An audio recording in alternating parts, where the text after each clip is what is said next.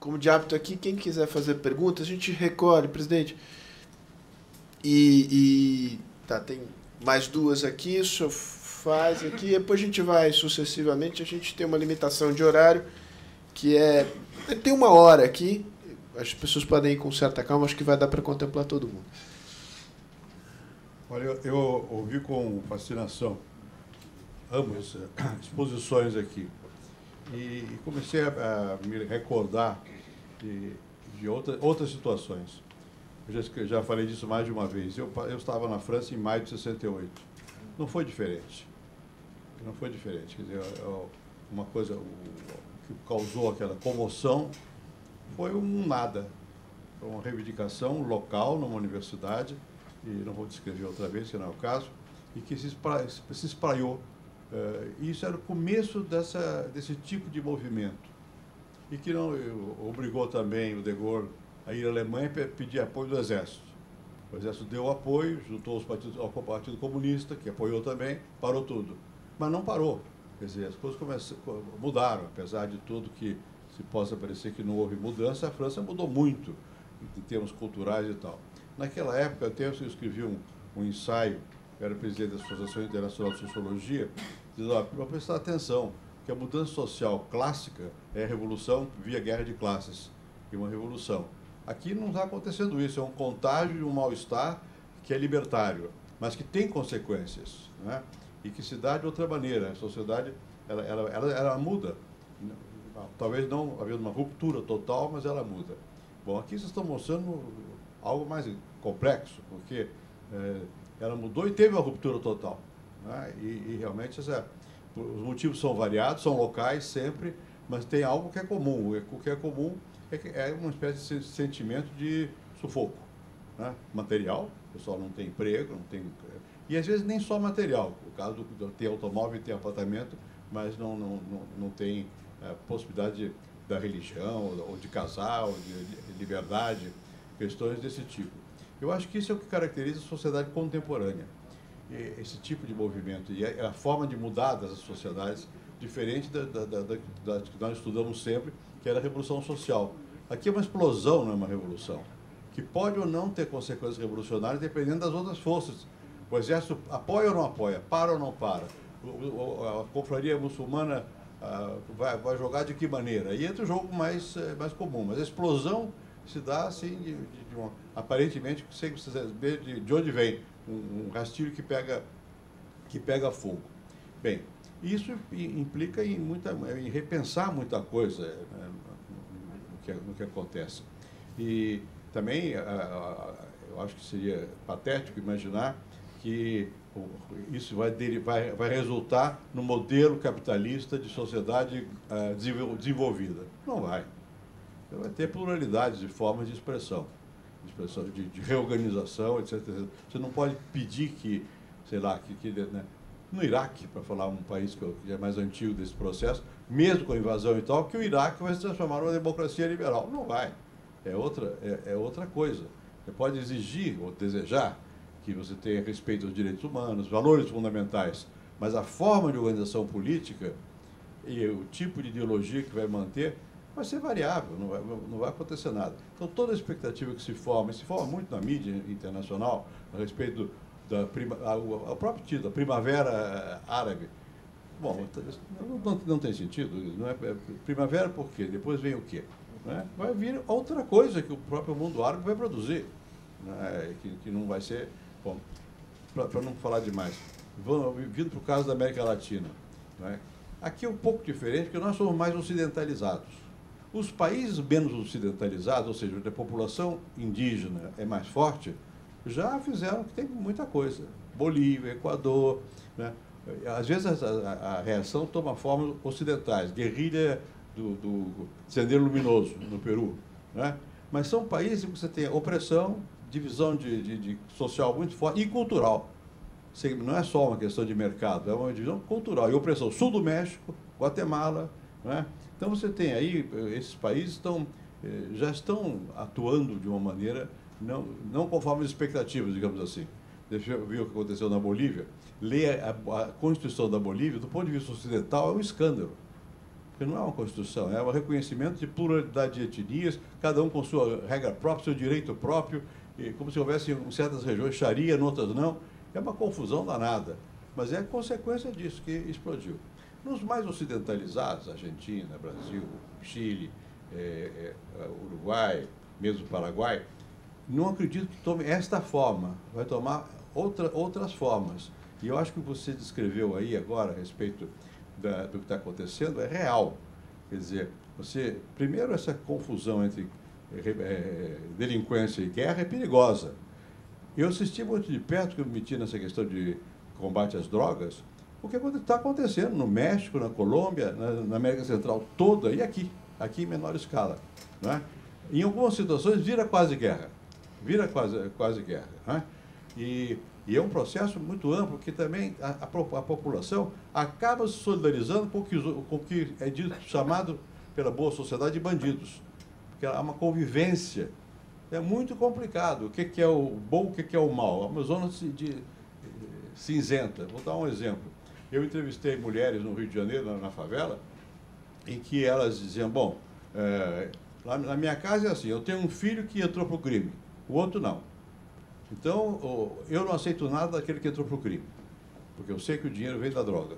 Não aceito presente, televisão, nada. Agora, quando entra a polícia, ela bate nos dois. No que entrou para o crime e que não entrou para o crime. Então, eu estou contra. Né? Então, quando o Estado se caracteriza como se fosse a expressão da opressão, e junta tudo contra. Né? E isso é um perigo. E em muitas ocasiões, o Estado termina por aparecer como a face má. Né? Ainda que seja em nome do bem, não importa. Lá para aquelas pessoas que estão lá, está matando indiscriminadamente, como nós vimos aí em certas cenas. Então, nós estamos numa situação realmente complicada. Você veja o Rio de Janeiro. Por coincidência, o general que ocupou aquela região lá da Maré, do Alemão, foi meu ajudante de ordens. Então, eu conheço. É um homem excelente. Eu conversei com ele recentemente. A sensação que eu fiquei da conversa é que o Exército ocupou, dá a impressão de que paralisou tudo. Na verdade, nenhuma busca deu em nada. E por quê? Porque eles têm um sistema de comunicação, os traficantes, e com o apoio da população, que avisa tudo antes. Então, não acontece praticamente nada. Né? E como está o Exército não mata, pelo menos no caso do Brasil, é um pouco como o Exército da Síria, do Egito, então há um certo respeito. Mas não houve a dessolidariedade entre a população local e a criminalidade. Continua havendo uma situação bastante complicada, a despeito de tudo que se possa dizer pela imprensa, porque se noticia, bastante complicado. Né? Então, eu acho que digamos, essas novas realidades precisam ser realmente repensadas. E o trabalho como o de vocês alerta, não só ajuda a gente a entender o que está acontecendo lá, mas alerta sobre o que está virtual aqui. Né? E termino dizendo o seguinte, eu me opus muito à questão da guerra às drogas, porque é isso. Guerra às drogas significa você transformar essa região aqui no que está acontecendo lá. É só reconhecer que mata para cá, mata para lá. Não é assim. Não é? Você tem que entender mais profundamente o processo pelo qual as pessoas se envolveram, até no crime. Né? Tem que entender isso e buscar fórmulas de atuar a partir da informação, da inteligência e tal, e sabendo que vai ter modos muito diferentes de viver, que não vão ser compatíveis com, aspas, o que a gente imagina que é a boa sociedade. Tem uma observação? Sim. Posso só fazer uma observação? Que, por exemplo, dos países ocidentalizados aqui na América do Sul, né? Essa é uma coisa interessante, porque o Brasil tem realmente uma parte da sociedade que nem sabe que não vive num país ocidental, né? Que é ocidental e pronto, acabou. Né? Mas na favela, o pessoal vive o outro modo, vive o resto disso, né? Vive o eco dessa ocidentalidade, né? E realmente eles não têm o fruto disso, né? Então, e eles são milhões, né? São milhões, não é uma população pequena, né? é uma população de milhões. E, por exemplo, a questão do uso do exército, né, para combater isso. O exército ele é uma coisa muito democrática. Que, então, por exemplo, dentro da polícia, às vezes não entra todo mundo. Mas dentro do exército tem gente que é da favela e é recrutado. Né, o Estado exige que ele vá lá quando ele tem 18 anos, então ele tem que estar lá. Então ele vai chegar dentro da favela e ele não vai atirar. E isso é o que aconteceu, por exemplo, no leste da Líbia, que aconteceu no Egito, que aconteceu na Tunísia, que o cidadão ele estava dentro do exército e falou: não vou atirar no meu irmão, não vou atirar no meu primo, não vou atirar na minha família. Aqueles, por exemplo, no Bahrein, na Síria ou na Líbia, que lutaram, que suportaram o governo, são aqueles que vivem do outro lado da ocidentalidade. Então, para mim, sabe, digamos, de uma coisa ocidente ou oriente, ou o que seja, a coisa é isso que preocupa para mim, por exemplo, que também essa divisão possa se criar mais e mais e mais. Até, por exemplo, no Brasil, hoje usa-se o exército para fazer um pouco de trabalho de polícia. O que me assusta, porque ali dentro os soldados vão falar: nossa, você pensa assim, eu penso assado. Já saiu daquele assim, nós pensamos assim. Então eles estão colocando o exército em frente a alguém que eles vão ter que tomar posição. Né? O soldado vai falar assim: peraí, vamos lá na favela do Alemão, mas na favela do Alemão mora minha mãe. E o outro fala: não, mas eu moro em Jacarepaguá. E o outro fala: eu moro na Barra, sabe, o meu pai. Então ali eles falam: nossa, por que só o meu pai ou só a minha mãe está, né, e o teu pai não? Então essa a preocupação que eu tenho em relação a isso tudo. Né? Eu vou seguir, mas eu não resisto aqui um minuto de fazer um pouco, digamos, não chamaria de defesa dos valores ocidentais, mas chamar, digamos, cuidado com a moda de falar mal dos valores ocidentais, como se os valores ocidentais fossem a expressão de um capitalismo brutal. Quer dizer, foi um processo histórico que começa lá atrás, nas guerras religiosas na Europa, no século XV, no século XVI, e que resulta numa capacidade de aceitação, vou falar aqui complicado, da alteridade do outro, né? De outras crenças e da secularização do Estado, que é uma conquista civilizatória imensa. Desde que você não pense que vai impor essa regra. Não, exato. Você não impõe esta regra, mas digamos, não perder, não entrar numa espécie de relativismo dos valores. Né? E aí, quando você olha os processos na sua profundidade no Oriente Médio, no norte da África, com graus diferentes, e aí a Tunísia é o dado mais otimista, e talvez não seja, por acaso, é o país mais ocidentalizado, né? E digamos que a assimilação desse processo cultural de aceitação do outro e da aceitação da laicidade, eu acho que possivelmente tomará sexo. Eu não estou aqui defendendo a imposição disso, muito menos, digamos, at gunpoint, num estilo Bush. Mas perder de vista, digamos, que isso é uma imensa conquista civilizatória, eu acho perigoso. O tema é muito grave. Aí a questão é a seguinte: você tem que, eu acho que é razoável que se defenda alguns valores universais, né? que para significar os direitos humanos, né? Incluindo igualdade de gênero, tudo mais. O problema é quando você, ancorado nisso, você defende o modelo político e o modelo econômico e uma imposição de uma visão religiosa. Não dá. Você tem que fazer, como é que você salva um núcleo do que seria, né, direitos humanos?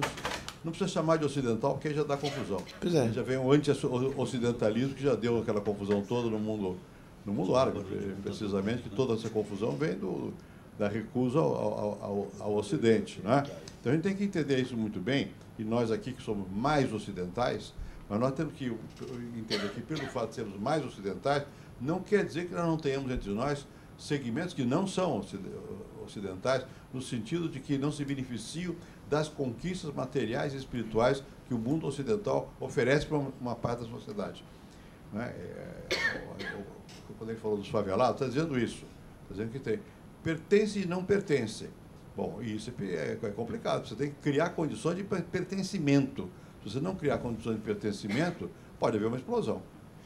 E fazendo uma observação que essa mentalidade pode ficar também monstruosa. Eu vivi 17 anos na Noruega. E na Noruega nós tivemos agora um totalmente ocidental, defendendo valores cristãos, defendendo tudo, que explodiu e matou e assassinou gente defendendo exatamente os valores ocidentais. Então esses valores ocidentais, a coisa hoje, ela é tão difusa, né, na cabeça. O que são esses valores? Eu concordo com você que assim, o voto livre, a igualdade entre sexos, enfim, claro, né, totalmente. Mas essa defesa dos valores ocidentais, ela também hoje tomou e pode tomar um corpo muito perigoso. Não, eu francamente não me identifico com o sujeito dinamarquês. Não acho que ele seja a expressão do... Não, ele próprio, ele é tão ocidental que ele próprio se sente recusado pela sociedade ocidental. Ou seja, não nos transformamos em cruzados. E a regra é a tolerância, aceitação da diversidade. Sim, não nos transformemos em... Não quero polemizar e acho que as pessoas... Não nos transformemos em cruzados, mas também não entremos aqui numa espécie de relativismo cultural que anything goes. Não. Eu acho que isso é importante. É importante esse dado aí. Porque eu acho que você pode ter um núcleo de valores que você tem que defender. Tudo bem. Esse núcleo de valores. Agora, aceitando a diversidade. Se não falamos o relativismo, vai ter de relativismo, vai haver uma diversidade, né? Queiramos ou não. Pega o seguinte, o Japão. Não houve um país asiático que tivesse ocidentalizado mais que o Japão, mas não é o Ocidente. Ele é capitalista avançado, uma das maiores economias do mundo, mas ele não é o Ocidente. Isso não tem importância, né? Claro que os valores fundamentais do Ocidente estão lá. Tem até democracia formal, tem tudo, né? Mas ele não é o Ocidente. Nós vamos ter sempre uma heterogeneidade cultural que precisa ser respeitada na sua relatividade. Essa também é uma confusão que não deixa resolver o problema das Coreias, né? Entre o Ocidente e o que é o Oriente. Como eu acredito que o melhor índice para você medir, digamos, o grau de aceitação da diversidade da alteridade é dar igual voz às mulheres, eu te passo a palavra aqui. Finalmente. Primeiro eu queria dizer que eu gostei muito das falas de vocês. A gente acompanhou a Primavera Árabe, mas eu acho que vocês conseguiram trazer coisas novas mesmo para quem estava acompanhando muito. Eu agradeço vocês. Você se identifica, desculpa, para a gente poder... Heloísa Paiti da Unesp. Algumas imagens ficaram muito fortes para mim. Primeiro, a que o Lorival falou, daquela tapa na cara que houve ou que não houve, que teria sido o estopim, mesmo que não tenha havido, me pareceu uma imagem, uma representação muito forte. Quer dizer, levar um tapa na cara do mal, tudo, menos isso. Aquele uber-machismo aí que você mostrou, aquela coragem irracional, né? Porque você não ganha uma guerra desse modo, parecia mais uma coisa simbólica, muitas vezes, de mostrar que estávamos dispostos a tudo contra um regime que... Aí também entra uma questão de gênero, contra um regime que me impede de ter uma família onde eu sou o dono, onde eu é que você, o chefe. Eu devia talvez ter ouvido tudo isso de modo fragmentado ao longo da Primavera Árabe, mas a gente foi tão tomado pela essa coisa da liberdade, da luta pela democracia, o fim daquelas ditaduras, que eu acho que acabou não ficando, pelo menos na minha cabeça, tão forte, ou talvez tenha sido a apresentação de vocês, talvez tenha sido as imagens que vocês trouxeram, talvez não tenha ficado tão forte o quão opressor é o papel da mulher liberal nessas sociedades. Por um lado, essa opressão autoritária, por outro, essa opressão ainda pior, porque afeta o cotidiano, que deve estar chegando agora. Enfim, é um pouco uma reflexão. Que mulheres liberais, que vozes que vocês ouviram? Acho que o Lorival trouxe a moça síria, né, que gostaria de ir para a praia. É a única voz um pouco que eu me identifiquei, que é uma pessoa contra, ou pelo menos muito, muito medo do que está acontecendo. Quer dizer, que outras vozes femininas que vocês conseguiram captar que vocês poderiam trazer um pouco mais para a gente. Legal. A pessoa do lado, eu peço para você se identificar, por favor, e aí a gente volta aqui para... Ok, meu nome é Alberto Kremnitzer e tem uma coisa que me parece imprescindível conhecermos e acredito que poucos de nós conhecemos. Nós estamos falando de uma cultura, de uma religião, de uma região que tem sobre si, me lembra a imagem da mãe de Woody Allen no filme Manhattan. O Corão. O Corão fala de jihad, o Corão olha para a mulher de uma maneira que poucos de nós aceitaríamos. E, conforme falou a nossa amiga aqui, chama a atenção o fato de uma mulher bater na cara de um homem, porque a mulher não é igual ao homem, de acordo com o Corão. Com relação ao desenvolvimento da primavera árabe, como poderá a primavera chegar a florir quando o poder naquela região, e de acordo com a religião, o poder e o discurso está nas palavras do profeta. Como conciliar a democracia, o poder do povo, com o poder emanado pelo profeta, que é a lei. Eu não sei o quanto, por exemplo, vocês puderam observar o fato de que o pessoal atira em pé, quando qualquer filme de faroeste nos ensinava que se atira deitado. Eles não viram faroeste, não. Pois é, aí vem a questão, o jihad, morrer pela causa. Será que ele estava ali para brigar ou para morrer? Ali não era jihad. Eles nunca declararam jihad contra Gaddafi. Mas eles não são muçulmanos? Eles Sim, têm mas noção. jihad é uma outra coisa. Você pode não ter noção, nem eu posso ter noção do que é jihad. Não, eles mas sabem. eu sei que lá não teve jihad. Eu tenho certeza que lá não teve jihad. Bom, ok. Lá não foi jihad. É só essa colocação aqui. Obrigadíssimo. Vamos colher aqui mais. A Malak está primeiro. Eu posso fazer só um comentário? 2 segundinhos, deixa só a Malak falar, senão nós aqui vamos ser. Nós da mesa aqui sofreremos uma rebelião.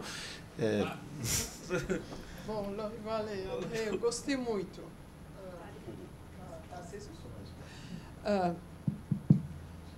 Malak, você se identifica, por favor? Eu sou Malak Popovic, eu sou egípcia. Eu acabei de voltar do Cairo a semana passada. E eu acho que vocês fizeram um retrato muito sincero do que vocês viram. E eu vivi um pouco essas coisas do mesmo jeito. Agora, voltando para o Cairo, e passando 10 dias lá, o quadro é muito sombrio. As pessoas estão falando agora de uma revolução dos famintos. O Egito tem 100 milhões de pessoas e você estava falando de jovens sem perspectiva, provavelmente 60 milhões de jovens sem perspectiva. Por que a situação é tão triste? Primeiro, o exército, que era quando as pessoas confiavam, não confiam mais. O exército está prendendo pessoas, torturando. Muitas das pessoas que estavam na pastaria agora estão sendo torturadas ou desaparecidas. E o exército continua com o poder econômico. Então, isso é uma coisa muito... a outra coisa, a religiosidade. A religiosidade é um pouco a falta de política. Então, você é religioso, você fala Allahu Akbar, porque não tem outra coisa para dizer, por enquanto. E a grande frustração da religiosidade é que ela não resolve os problemas econômicos. Então, tudo bem ter o Morsi, mas o que o Morsi fez? O que ele vai fazer?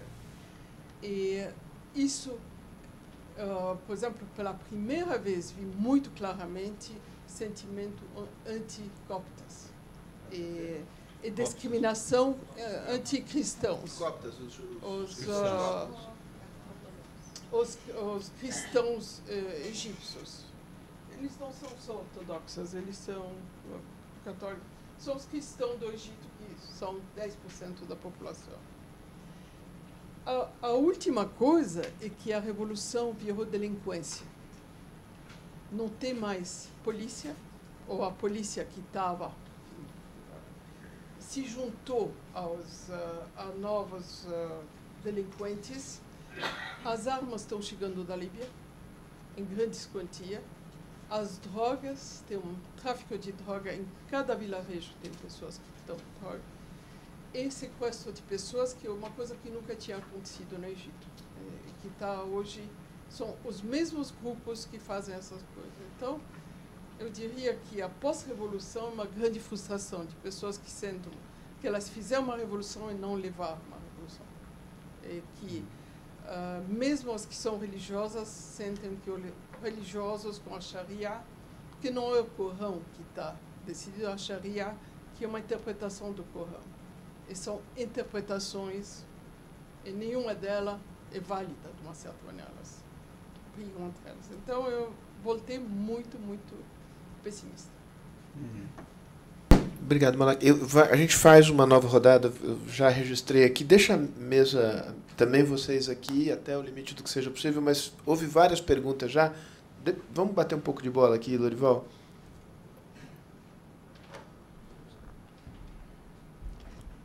Bom, com relação à mulher, né,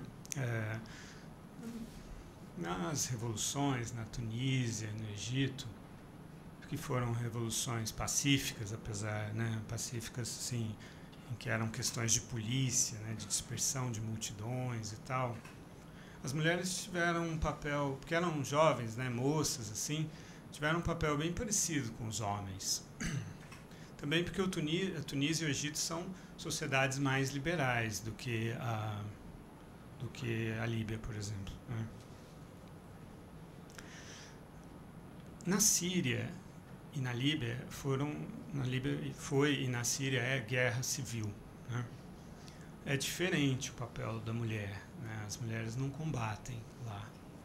Então elas têm um papel muito de cuidar, que é o papel bastante reservado para a mulher no mundo árabe muçulmano, né? Cuidar.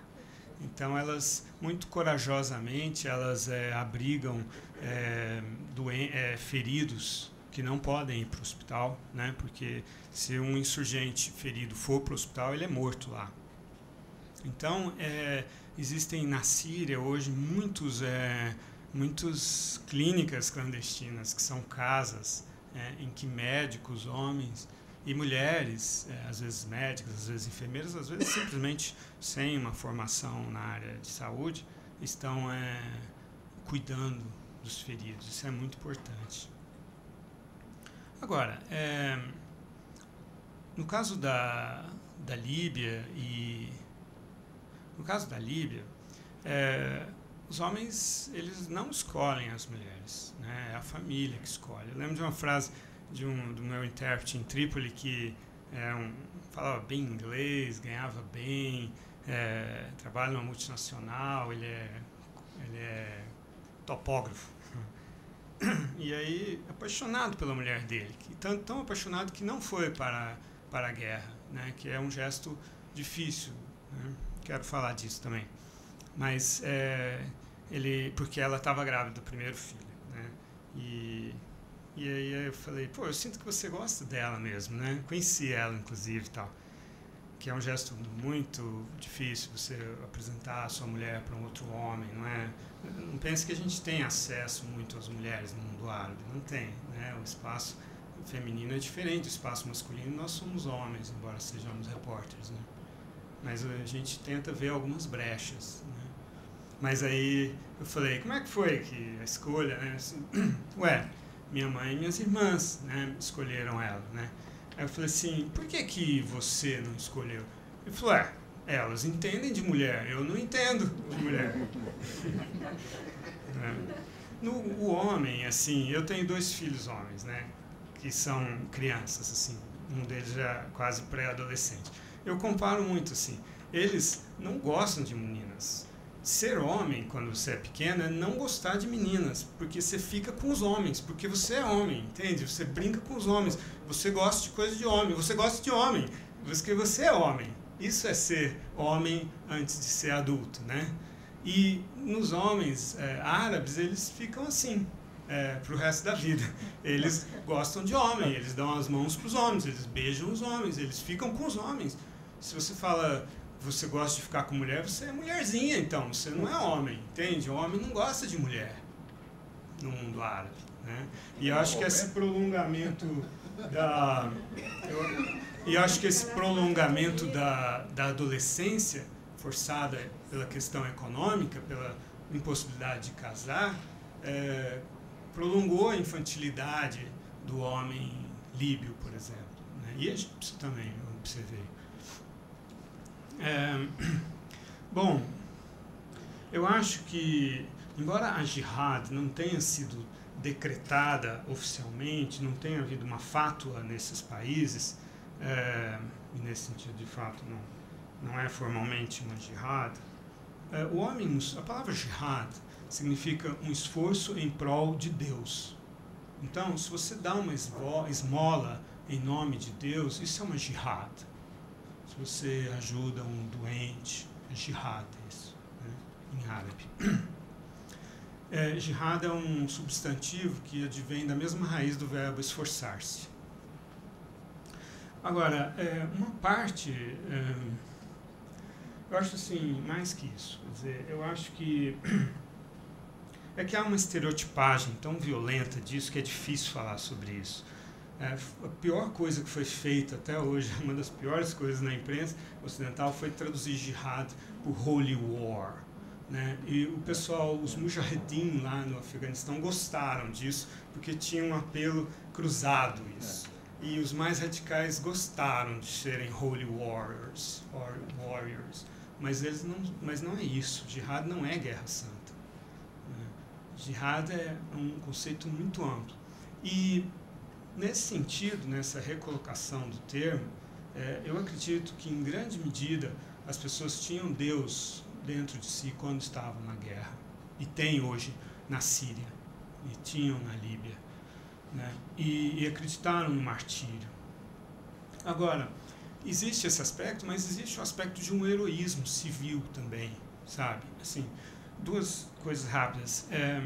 Eu falei do Fatih Tebel, e depois que ele foi preso e que começaram as manifestações e que houve uma repressão violenta, a manifestação cresceu e cerca de 200 jovens foram para frente da principal catiba, do principal quartel de Benghazi, né? E começaram a lançar pedras e começaram a adquirir a dinamite que é usada no lago de Benghazi pelos pescadores, e a fazer coquetéis Molotov em garrafas de Coca-Cola com dinamite, e a jogar dentro da catiba. E os soldados estavam lá dentro, os Kataeb, né, que são os brigadistas da elite do Gaddafi, e disparavam de lá e matavam os jovens de lá com fuzis. Em frente tinha um prédio residencial de 3 andares, morava um contador da estatal de petróleo Líbia, e ele assistia aqueles jovens morrendo, e ele ia e pegava e ajudava a levar os jovens para o cemitério. Aí um dia ele começou a falar para a mulher dele: a gente não pode assistir a isso assim, de braços cruzados, né? E ele tinha 2 filhas adolescentes de 16 anos, gêmeas.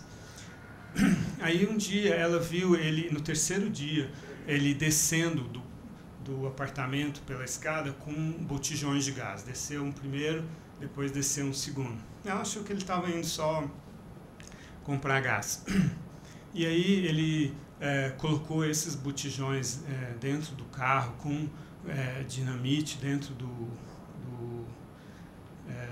porta-mala do carro, e acelerou em direção ao portão principal da catiba, que estava fechado ainda, e os jovens todos lá, e abriram alas para ele, e ele passou assim, e fazendo assim, e aí ele bateu com o carro contra o portão e explodiu o carro dele, E aí essa explosão abriu os portões. E aí esses 200 jovens entraram na Catiba e os Kataeb, surpresos, fugiram, saíram correndo. E foi a primeira vez que os jovens tiveram acesso a fuzis. E foi aí, na verdade, que essa manifestação pacífica, que era com pedras e com coquetéis Molotov, se transformou numa luta armada, de fato, de armas de fogo, né? E aí, quando a gente estava na guerra, e eu estava com voluntários, todos nós jornalistas tínhamos voluntários, pessoas jovens assim que falavam bem inglês e que eram da elite, assim, que nos ajudavam nas entrevistas, e iam para a guerra com a gente, assim, nos carros deles, pagando a gasolina, não aceitavam nenhum dinheiro, né? E aí eu estava com um engenheiro e 2 contadores de multinacionais e da estatal de celular. E aí eles começaram a encontrar primos deles na guerra, amigos, vizinhos que estavam armados, que estavam lutando. E aí eles falaram para mim, os 3 eram primos entre eles, falaram assim: a gente não pode continuar assim esse trabalho com você, porque a gente vai arranjar fuzil e vai lutar. E eu falei: vocês não podem fazer isso, vocês vão morrer, vocês estão vendo, todo mundo está morrendo, né? Aí eles falaram assim: pois é, mas não dá. E eu ficava argumentando, tentando convencê-los do contrário, porque eu já tinha ficado amigo deles, mas on the back of my mind eu entendia eles, eu também teria feito a mesma coisa. É uma desonra muito grande, é um egoísmo muito grande você assistir os seus primos, seus vizinhos morrerem e você ficar em casa. Entende? Não dá para fazer isso. Então, são pessoas assim, é dono de ferro velho, estou lembrando de pessoas, dono de uma loja de autopeças, é dentista, é advogado, é esse pessoal que estava lá.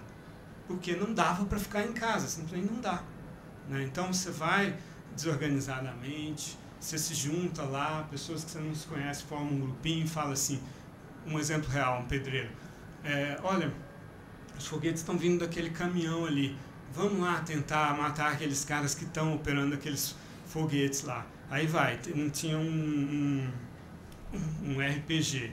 Aí veio um helicóptero para contê-los. Aí ele virou o RPG assim, pum, acertou o RPG no helicóptero, o helicóptero caiu. Aí mas esse não era o objetivo. Aí eles continuaram com os fuzis indo no caminhão, até que começaram os foguetes cair, eles fugiram. Fui encontrar esse pedreiro no hospital, era um herói com a bandeira assim da Nova Líbia em cima dele. Ele tinha derrubado o primeiro helicóptero da Guerra Civil, né? Então, pessoas totalmente comuns assim. Deixa eu só complementar uma coisa nesse tipo de situação, né? Que, por exemplo, eles iam para a guerra, para o fronte, assim, do jeito que, né, o Lorival está falando, ó, vamos lá, que lá na frente tem um bando de soldados. Teve uma situação, logo no comecinho da guerra, que eu não entendia nada de árabe, eu, um português, e um fotógrafo português e um cameraman inglês. Pulamos numa caminhonete lá que ia para frente. Quando chegamos, ficamos 200 metros dos soldados de Gaddafi. Exatamente, só paramos porque eles começaram a atirar e mataram o motorista. E a caminhonete, e por um acaso nós sobrevivemos. Só que daí, desses 200 metros, nós tínhamos que correr 2 quilômetros debaixo de bala.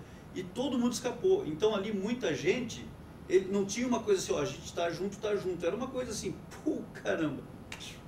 E, né, e ficasse para trás quem ficasse, né? Essa inocência que você falou, né, André? Assim, que aí na hora, quando as bombas caem, todo mundo assusta, inclusive a gente, né? E sai correndo. Menos quem? Eu lembro de você, André, me falando disso. A gente se encontrava à noite no hotel, né? Assim, o André tinha insights muito legais. Uma das coisas que você me falou, André, assim, tem aqueles barbudos, da minha idade, mais do que da sua. Quem que eram? Os veteranos do Afeganistão, líbios, né, porque não tinha estrangeiro na Líbia, não deixaram entrar. Eles tentaram entrar, mas não deixaram. Os veteranos do Afeganistão, que era o pessoal do grupo armado líbio, que depois eu entrevistei, e que eram os caras, eu abri uma matéria com a sua descrição que era precisa. Eram os homens barbudos que iam sentados naquela cadeirinha onde o cara morria, né, operando a 23 milímetros ou 14 milímetros, e ia. E aí começavam a cair os foguetes, que eram os foguetes Grad, né, que o Gaddafi, pela primeira vez, eu acho que na história, ele usou foguetes contra pessoas, né, assim, um foguete em vertical, em ângulo zero, era uma coisa nova, usar foguete contra pessoas, né, assim. Mas eram foguetes que estavam caindo, foguetes Grad, né, assim. E aí esse pessoal continuava. Eu lembro de você falando isso. E eles iam. Por quê? Iam gritando o quê? Allahu Akbar. Mas só que eles sabiam operar as peças de artilharia. Eram mais modernos. Assim, não, muita gente deixou a barba crescer também, né? Não, mas tinha os caras da Mokat lá, que eram esses, que eram minimamente eles acreditavam umas 50 treinados. vezes esperando por eles no paraíso. Todos eles acreditam. Todos eles acreditam. Talvez seja verdade. E se for verdade? E se for verdade? Melhor não pagar para ver. Mas eu tentei colocar um certo heroísmo cívico também, ao lado da questão religiosa. Existe uma questão de falar, não dá para não ir, né? Assim, os exércitos da Tunísia e do Egito são exércitos nacionais, do tipo do nosso, né? Assim, de conscritos e tal, e por isso ficaram do lado do povo, não podiam. Só que, no caso do Egito, eles estão lá desde 1952 no poder, né, com ciclos de governantes militares a partir depois do Gamal Abdel Nasser, mas até antes dele teve um outro general e a partir daí coronéis e tal sempre estiveram no poder. Então, embora ali na luta eles ficaram do lado do povo, mas eles queriam reservar o poder para eles. E essa é a verdadeira revolução que está acontecendo. O verdadeiro embate é esse, entre o poder civil e o poder militar, né? A questão liberais versus islâmicos vai ficar para um segundo round no Egito, né? A hostilidade contra os coptas sempre esteve lá, né? Assim, sempre foi um problema no Egito.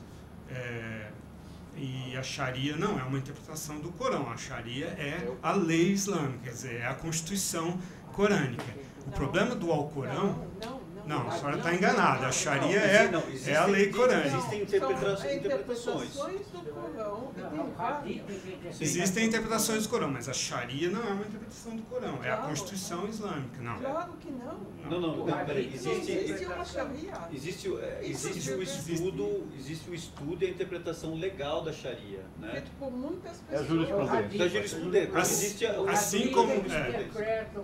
Mas as leis estão lá, você pode interpretar de forma diferente, mas as leis são corânicas. Mas as leis no Paquistão não são as mesmas que no Egito, não são as mesmas que na Sharia. É a mesma são Sharias. Sharia quer dizer jurisprudência, não é? Sim, jurisprudência. Não existe é isso que é o grande problema. Se tivesse uma Sharia, seria fácil. Não existe uma Sharia. Eu acho que existe uma Sharia, assim como existe um Alcorão. Agora, existem várias interpretações de ambos. Existe um Alcorão, mas não existe uma Sharia. Eu estou com um problema aqui como coordenador, que é o seguinte: eu tenho pouco tempo e várias pessoas querendo fazer perguntas. Então eu sugiro o seguinte, André, vou te pedir você deixar para falar depois. Eu vou pedir que as pessoas que já se inscreveram, eu vou dar a palavra a elas, façam em sequência as suas perguntas para que a gente vote aqui, encerre e que, por favor, sejam perguntas concisas.